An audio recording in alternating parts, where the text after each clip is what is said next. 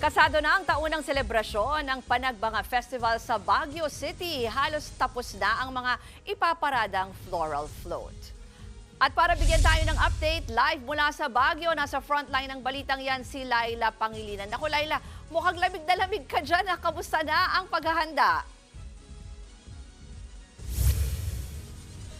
Oo, isang malamig at maulang hapon sa iyo, Ruth, mula dito sa Baguio City. Sa kabila nga ng ulan, aasahan daw natin ang isang masigla at makulay na Panagbanga Festival bukas o yung weekend highlights nga nila dito sa Baguio City. Sa 2 araw ng highlight ng Panagbanga, aariba ang mga nagagandahang floral float na kung saan nasilip natin ang ilan at nasa 50 to 80% na itong kompleto. Dahil sa mas malalaking premyo ngayong taon, asahan na ang 42 float na kasali ay makulay, bongga at mga palaban. Mula sa kalahating milyon, 700,000 pesos na kasi ang iuuwing premyo ng grand winner. Bukas naman, Sabado, alas 8 ng umaga, aariba ang Grand Street Dance Parade. Masasaksihan ng mga bisita ang mga estudyanteng kalahok na nakasuot ng mga makukulay at mabubulaklak na costumes kasabay ng pagpapamalas nila ng kanilang talento sa drum and lyre,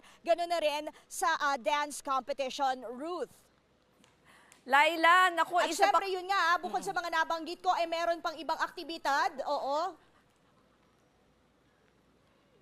Oo, Ruth, ituloy ko lang, ilan sa mga ito, yung mga fluvial parade sa February 27.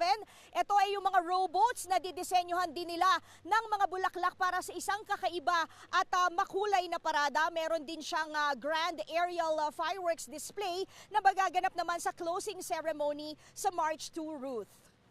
Laila, ito yung mga gusto na mga kapatid natin na umakyat pa dyan sa Baguio. Kamusta ang lagay ng traffic dyan? Oo, Ruth, alam mo kahapon, nung kami dumating, tolerable pa ang traffic. Actually, maluwag pa. Sa pag-ikot namin kanina, medyo may konti ng build-up, pero sa tingin ko, yan ay magbabago mamayang hapon. Kasi nga, mula alas 3 ng hapon hanggang alas 7 ng gabi, ay meron tayong mga temporary road closures dito sa Baguio City. Kabilang dyan, yung kalahati ng lane ng kahabaan ng Session Road. Ganun na rin ang Harrison Road, Jose Abad Santos Drive at Lake Drive.